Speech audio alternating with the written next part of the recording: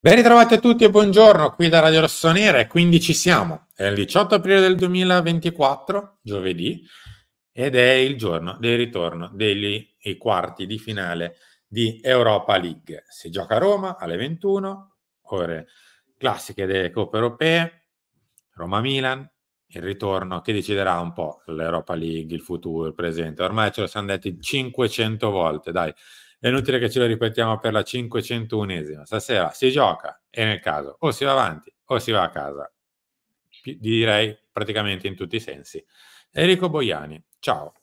Ciao, buongiorno a tutti. Questa sera si decide il futuro, ma adesso si decide il presente di questo video e del futuro di Radio Rossonera, quindi mettete mi piace a questo video, cliccate il pollicione all'insù, arriviamo a 1000-1500 like, iscrivetevi al canale se non l'avete ancora fatto e tanti di voi non sono iscritti, lo sappiamo dai dati e dagli analytics, quindi iscrivetevi, attivate la campanella per tutte le notifiche, lasciateci un commento, passiamo, non passiamo? Se sì perché passiamo, se no perché non passiamo, diteci la vostra qua sotto.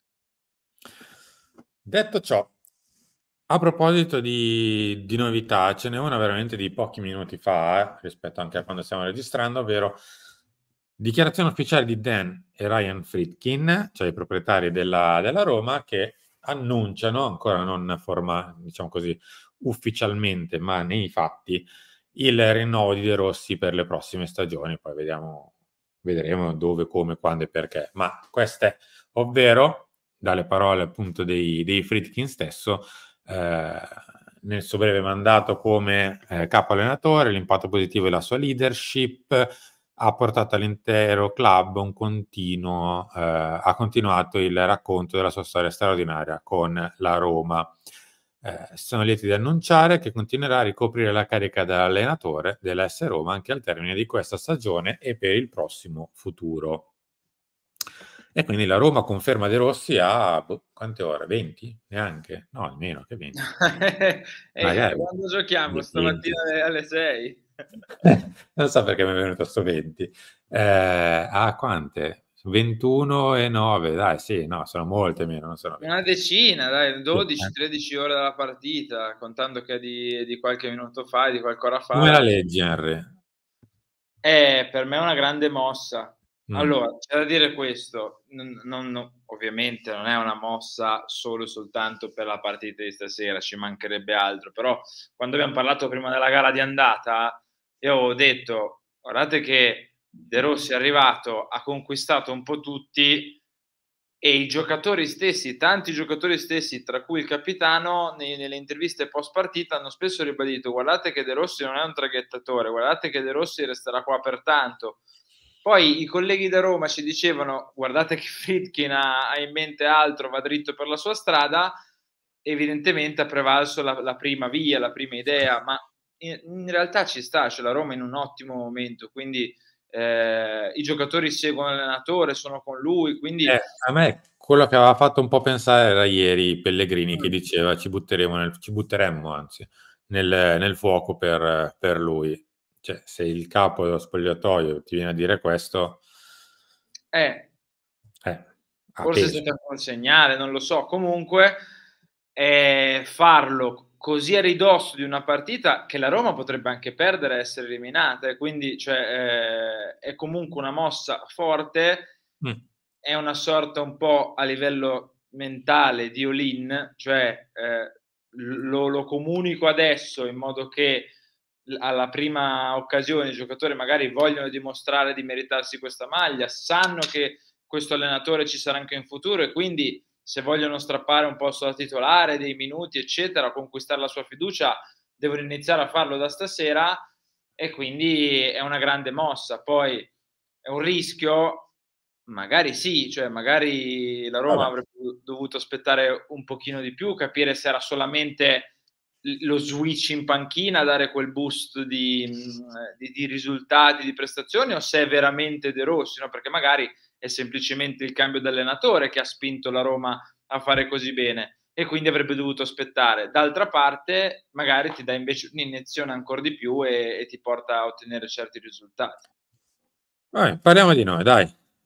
Perché nel mentre, siamo noi gli avversari della Roma, così Giusto per ricordarvele, belle di Coppa, Roma-Milan da impazzire, questa è la prima pagina di Gazzetta, Atalanta fa il bis, l'esortazione invece per quanto riguarda l'altro quarto di finale che coinvolge un'italiana, sotto, a proposito di Italia, passa Re Carlo, perché ancora una volta ieri Carlo Ancelotti per me ha dimostrato di essere il miglior allenatore al mondo, ma non perché ha giocato meglio, no, perché è stato forse sicuramente, diciamo così, impostata meglio la partita da Guardiola, ci mancherebbe altro, questo non è quello che si deve dire, ma ha dimostrato di non essere fermo, granitico nei suoi principi, come non lo è mai stato in carriera, mai. Si è sempre evoluto, ha sempre cercato di adattarsi ai giocatori, alle partite, ai momenti, alle società, eccetera. E quando non puoi essere martello, devi essere incudine. Quando non sai di poter dare 3 gol all'avversario, stai anche con Cross, Vinicius, Rodrigo, Bellingham. Ti difendi? Fa schifo? No, perché tu il giorno dopo sei lì a prepararti la semifinale e magari qualcun altro invece è a casa. Sì, io sono stato molto felice ieri, ma perché per un semplice motivo. Ho visto il miglioramento del Real e lo studio del Real Madrid della gara d'andata.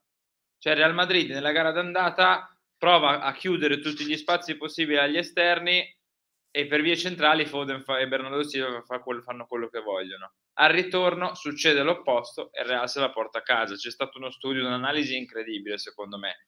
Per me è meritata perché devi saperti anche difendere.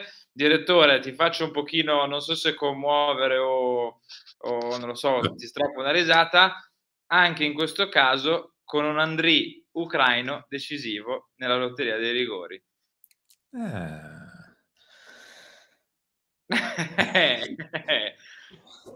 Eh sì, anche ieri. La storia si ripete, ti direi. Vabbè, parliamo della gara di Europa League, che torniamo esatto a Pioli e De Rossi. Roma, altro 4-3-3 e Bove più largo, Milan idea Ciucu con la difesa 3 a partita in corso. Oh, cosa t'ho Allora, detto ieri?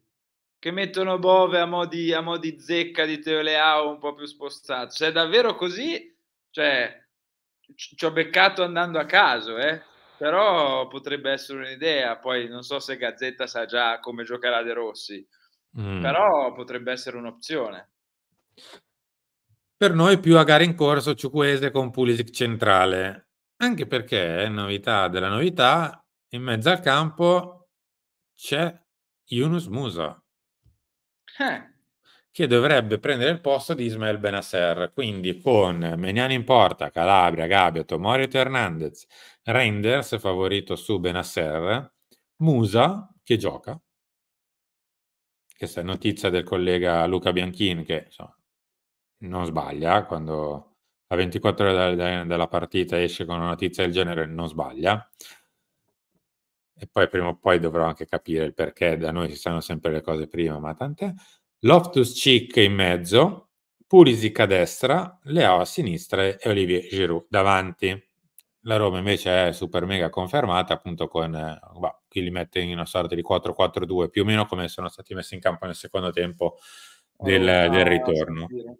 Mm. Però Non me l'aspettavo Musa, devo essere onesto, però c'è anche da dire questo, che se non sbaglio nelle trasferte europee, non dico che ha tutte. sempre giocato, quasi, anche in Champions, ha giocato spesso, quindi magari è proprio un'opzione che Pioli Sì. ormai dimmi Simo. No, no, è giusta l'idea, però è un Roma-Milan questo. Ah, tu dici di europeo c'è poco. Ma sì, c'è l'inno Eh, dell'Europa League all'inizio, mh. la serie di O e Sì, basta. sì, non lo so, allora se Bennacer è quello dell'andata posso anche capire la scelta Musa, cioè o meglio, posso capire la scelta di non mettere Bennacer, che ci può anche No, ma stare. infatti, se non sta bene è giusto così, ci Esatto, mancherebbe altro. però, credo anche che, Adli si stia comportando forse un pochino meglio rispetto a Musa, cioè Musa sta entrando bene, è stato spesso decisivo nel recente passato, entrando dalla panchina negli ultimi minuti per mettere in banca il pallone, per gestire, per dare un po' di sportellate.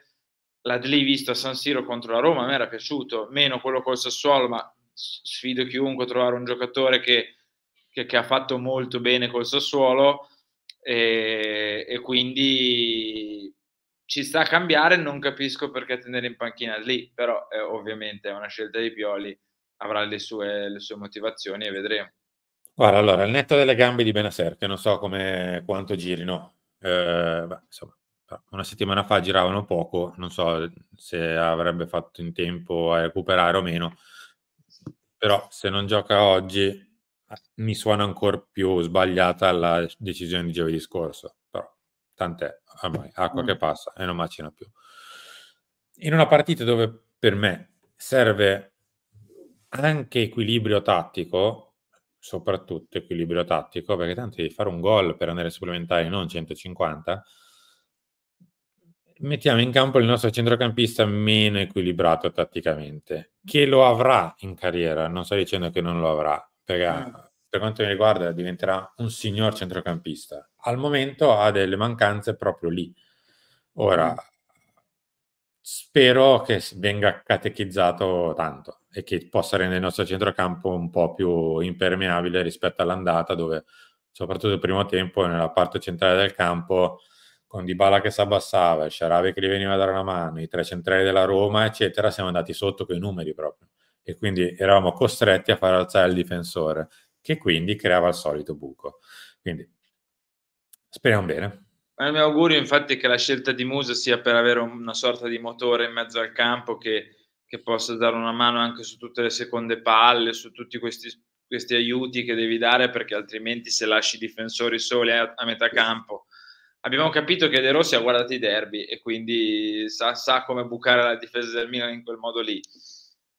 Vedremo, dai, speriamo bene, perché comunque ne abbiamo vinte 3 delle ultime 5, al massimo abbiamo perso 2-1 un po' di anni fa.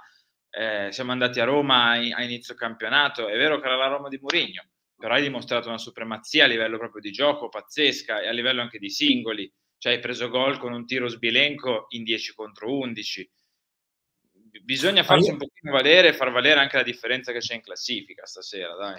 Io ci credo, ma con razionalità. Se si va a giocare pensando di essere troppo più forti o troppo più bravi a segnare, eccetera, non si passa. No. Non si passa. Bisogna stare tranquilli, molto tranquilli, come se fosse quasi, ti dirò, una partita di campionato che vuoi vincere. Quindi che se anche vinci 2-1, prendi 3 punti. Uguale, stesso discorso. Esattamente, sono d'accordo, esattamente così. Senza andarsi a spaccare la testa. La testa nel caso te la spacchi gli ultimi 20 minuti se ancora sei sotto. Poi il campo parlerà. Anche perché, e chiudiamo, Gazzetta fa una sorta di recap di tutti quelli che in realtà stanno giocando e stanno per giocare, anzi, Roma-Milan, e che invece potrebbero non farlo l'anno prossimo. Da una parte Lukaku, Spinazzola, Aouar, Zaleschi, insomma, compagnia cantante, per non parlare di Renato Sanchez e Rui Patricio. Da questa parte ci sono Giroud, Jovic, Adli, Benasser, che forse uno dei due va via, però a quel punto servirebbe anche un mediano. Pesante. Mediano Con pesante, Kier, con Kalulu. vabbè. Insomma, una sorta di ultimo ballo europeo per tanti, speriamo non per i nostri, perché almeno hanno la possibilità di farne altre 2 a maggio, cioè in realtà tra poco, perché praticamente dopo la Juve si Maggio ricomincerà. alle porte. E con questo Come direi vola il tempo quando ci si diverte, direttore. assolutamente sì. Henry, grazie. Ciao, buona giornata, ricordatevi like e ci ritroviamo con gli appuntamenti di oggi, tra cui anche ore 23 il post partita di Roma-Milan. Ciao a tutti, ci ritroviamo tra poco. 11 chiama Milan, 13 lance, 16 talk e ore 23, se è nei 90 minuti, oppure pochi minuti dopo la fine della partita, il post partita. Ciao a tutti e a dopo.